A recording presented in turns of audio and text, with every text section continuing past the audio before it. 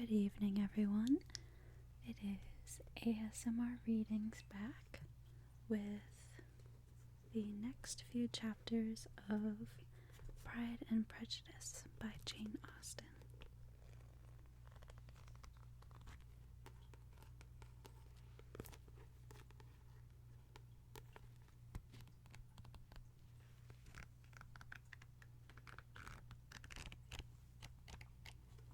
I believe we left off on chapter 5.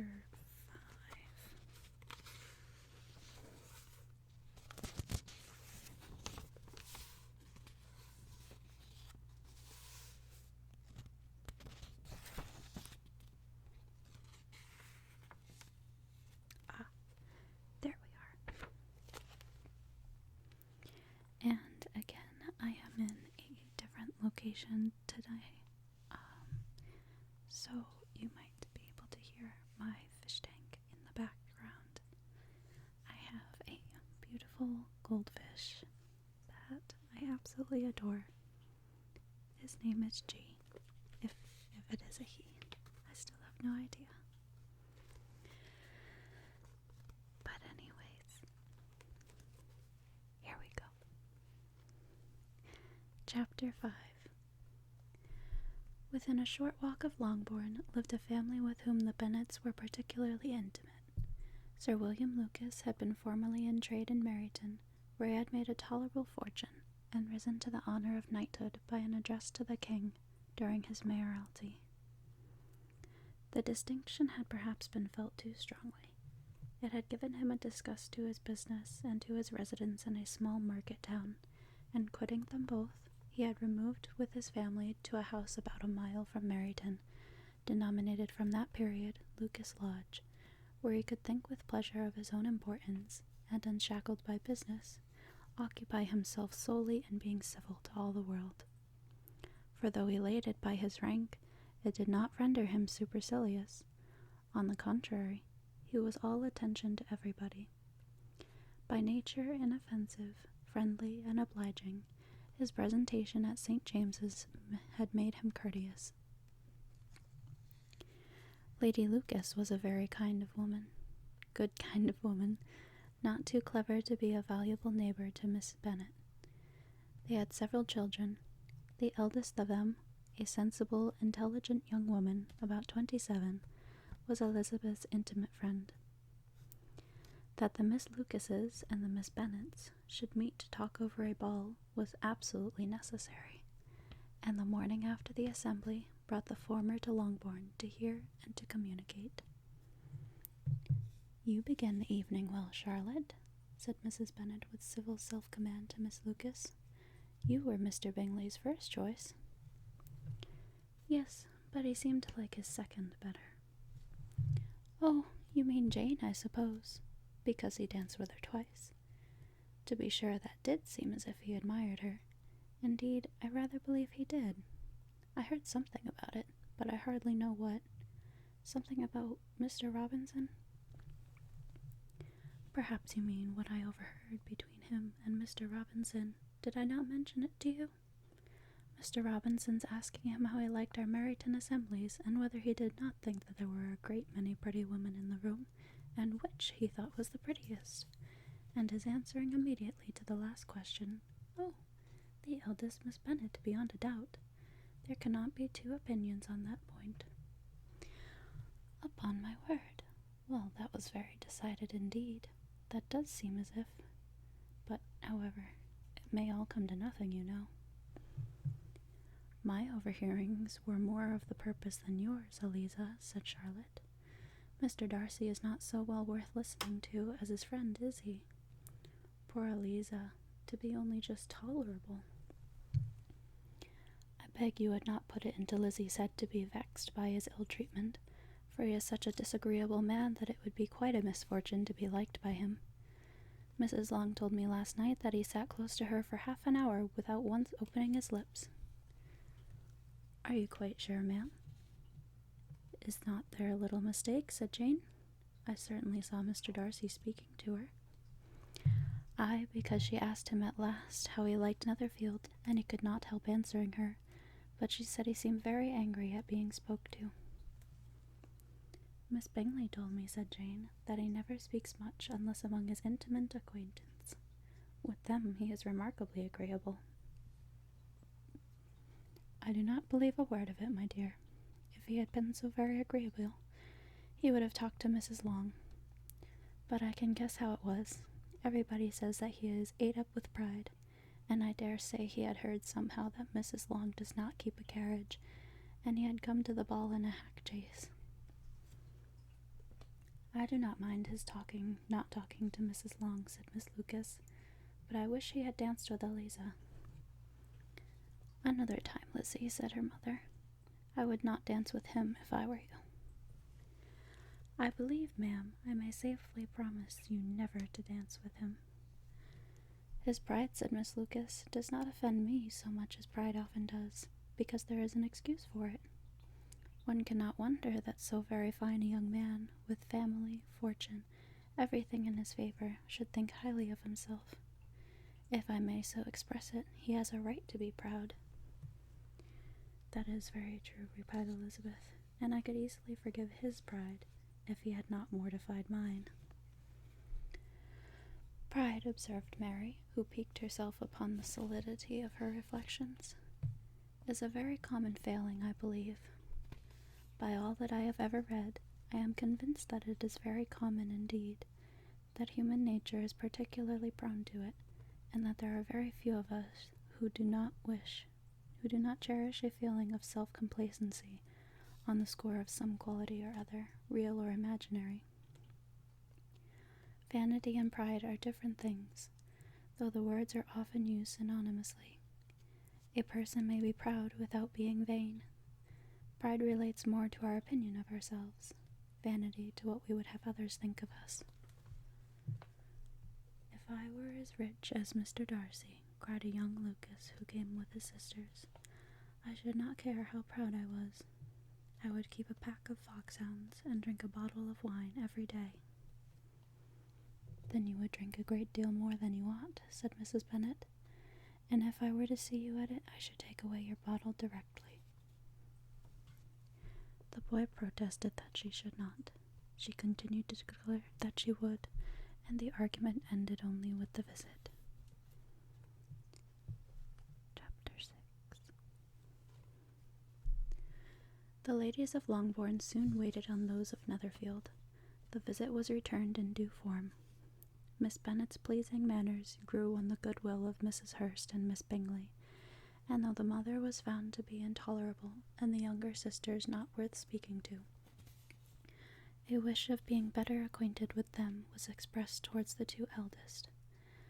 By Jane this attention was received with the greatest pleasure, but Elizabeth still saw superciliousness in their treatment of everybody, hardly excepting even her sister, and could not like them, though their kindness to Jane, such as it was, had a value as arising in all probability from the influence of their brother's admiration. It was generally evident whenever they met that he did admire her, and to her it was equally evident that Jane was yielding to the preference which she had begun to entertain for him from the first, and was in a way to be very much in love.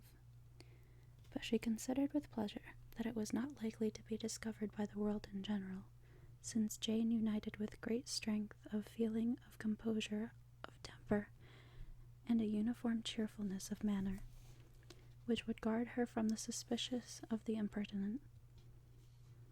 She mentioned this to her friend Miss Lucas.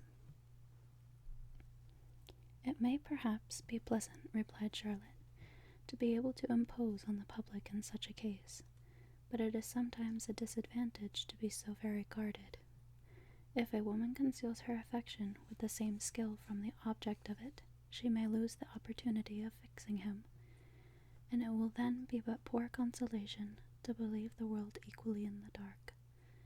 There is so much of gratitude or vanity in almost every attachment that it is not safe to leave any to itself. We can all begin freely. A slight preference is natural enough, but there are very few of us who have heart enough to be really in love without encouragement, In 9 cases out of 10, a woman had better show more affection than she feels. Bingley likes your sister undoubtedly, but he may never do more than like her if she does not help him on. But she does help him on, as much as her nature will allow. If I can perceive her regard for him, he must be a simpleton indeed not to discover it. Remember, Eliza, that he does not know Jane's disposition as you do. But if a woman is partial to a man and does not endeavor to conceal it, he must find it out. Perhaps he must, if he sees enough of her. But though Bingley and Jane meet tolerably often, it is never for many hours together, and as they always see each other in large mixed parties, it is impossible that every moment should be employed in conversing together. Jane should therefore make the most of every half-hour in which she can command his attention. When she is secure of him, there will be leisure for falling in love as much as she chooses. Your plan is a good one, replied Elizabeth, where nothing is in question but the desire of being well married, and if I were determined to get a rich husband, or any husband, I dare say I should adopt it. But these are not Jane's feelings, and she is not acting by design. As yet she cannot even be certain of the degree of her own regard, nor of its reasonableness. She has known him only a fortnight. She danced 4 dances with him at Meryton. She saw him one morning at his own house, and has since dined in company with him 4 times. That is not quite enough to make her understand his character. Not as you represent it. Had she merely dined with him, she might only have discovered whether he had a good appetite.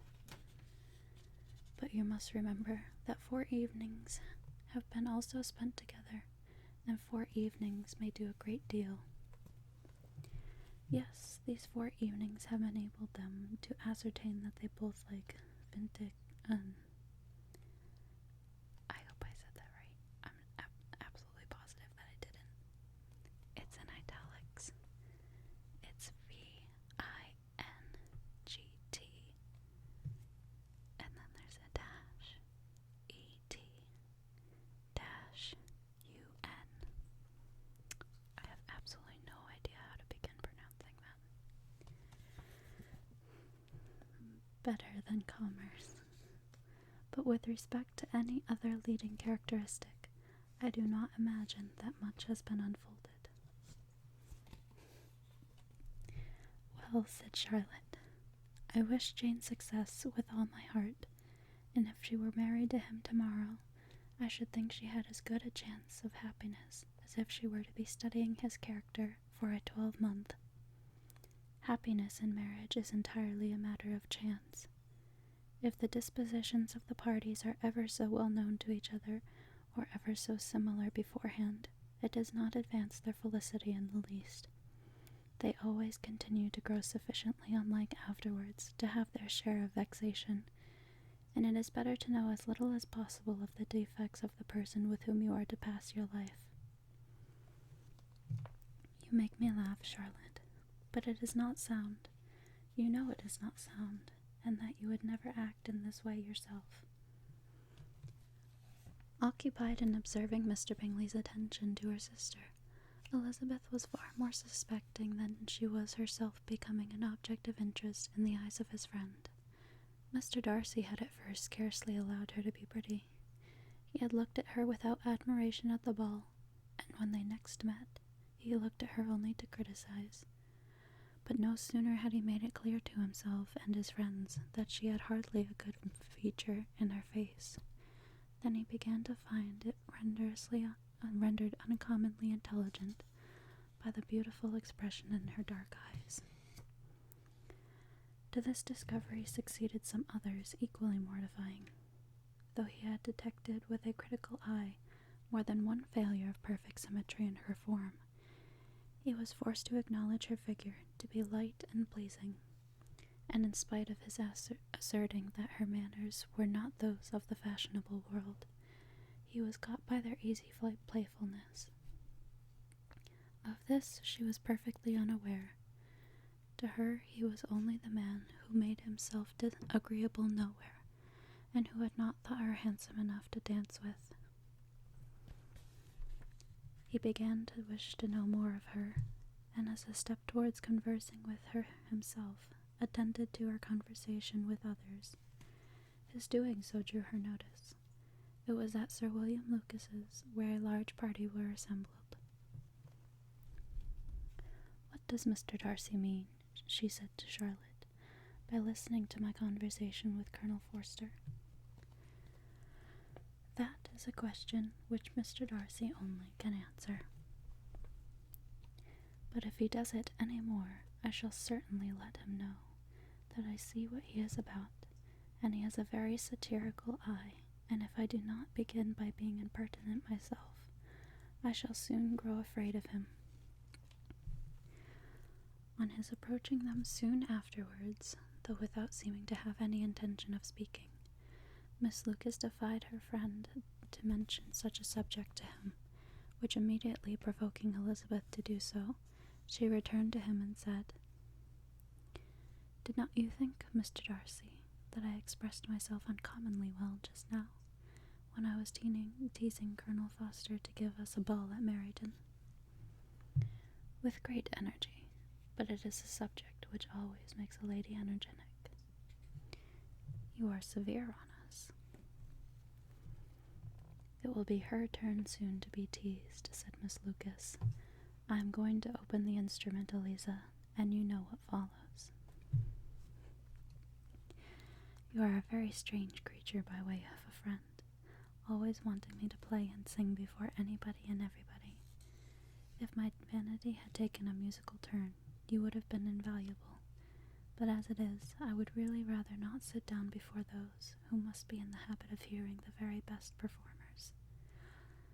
On Miss Lucas's persevering, however, she added, "Very well, if it must be so, it must," and gravely glancing at Mr. Darcy, "There is a fine old saying, which everybody here is of course familiar with, 'Keep your breath to cool your porridge,' and I shall keep mine to swell my song."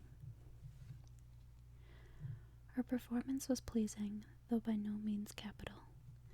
After a song or two, and before she could reply to the entreaties of several that she would sing again, she was eagerly succeeded at the instrument by her sister Mary, who, having, in consequence of being the only plain one in the family, worked hard for knowledge and accomplishments, was always impatient for display.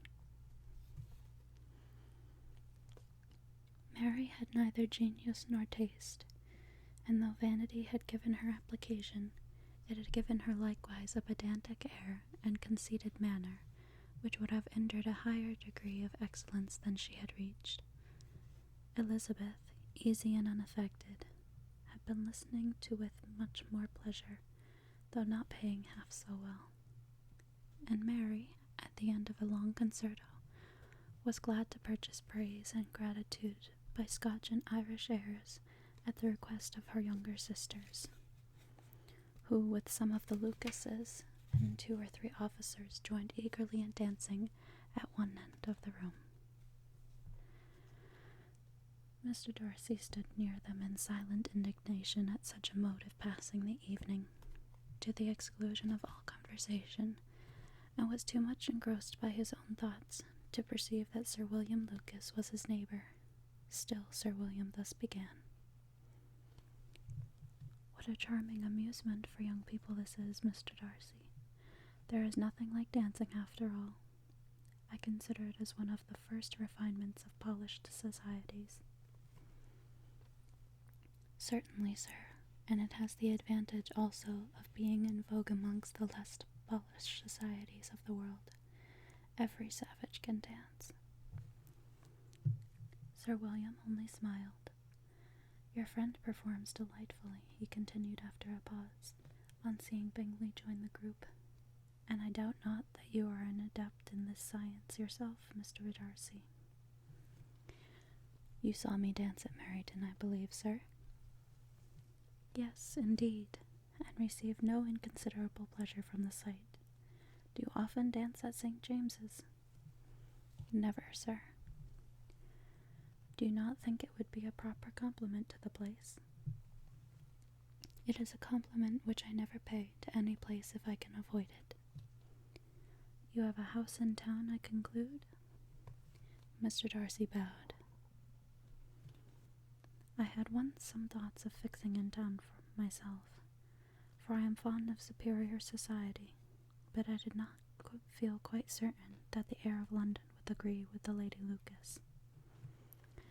He paused in hopes of an answer, but his companion was not disposed to make any, and Elizabeth, at that instant, moving towards them, he was struck with the notion of doing a very gallant thing, and called out to her,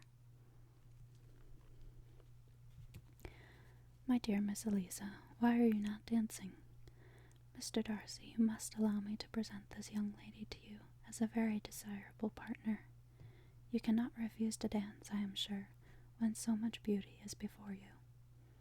And taking her hand, he would have given it to Mr. Darcy, who, though extremely surprised, was not unwilling to receive it, when she instantly drew back, and said with some discomposure to Sir William, "Indeed, sir, I have not the least intention of dancing. I entreat you not to suppose that I move this way in order to beg for a partner." Mr. Darcy, with grave propriety, requested to be allowed the honour of her hand, but in vain. Elizabeth was determined, nor did Sir William at all shake her purpose by his attempt at persuasion. "You excel so much in the dance, Miss Eliza, that it is cruel to deny me the happiness of seeing you, and though this gentleman dislikes the amusement in general, he can have no objection, I am sure, to oblige us for 1/2 hour. Mr. Darcy is all politeness," said Elizabeth, smiling. Oh my gosh, my throat just made an incredibly weird sound. I hope that doesn't bother you.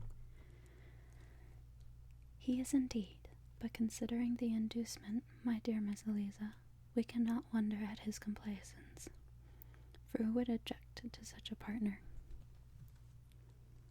Elizabeth looked archly and turned away. Her resistance had not injured her with the gentleman, and he was thinking of her with some complacency, when thus accosted by Miss Bingley. "I can guess the subject of your reverie." "I should imagine not." "You are considering how insupportable it would be to pass many evenings in this manner, in such society, and indeed I am quite of your opinion. I was never more annoyed. The insipidity and yet the noise, and the nothingness and yet the self-importance of all these people. What would I give to hear your strictures on them?" "Your conjecture is totally wrong, I assure you. My mind was more agreeably engaged. I have been meditating on the very great pleasure which a pair of fine eyes in the face of a pretty woman can bestow." Miss Bingley immediately fixed her eyes on his face, and desired he would tell her what lady had the credit of inspiring such reflections.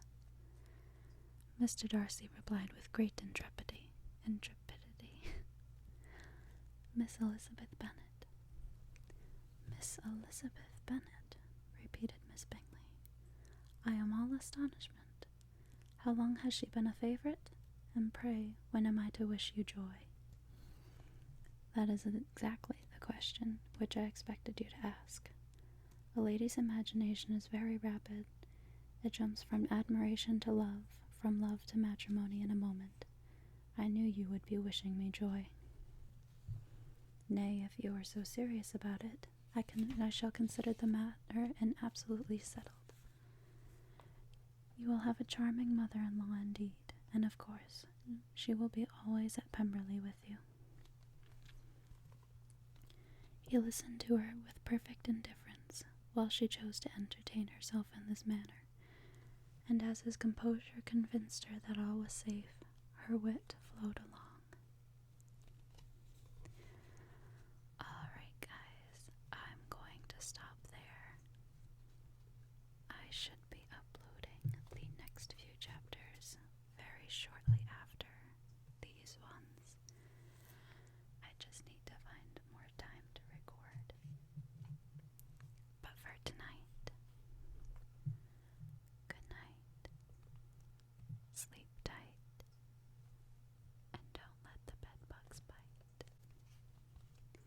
until next time.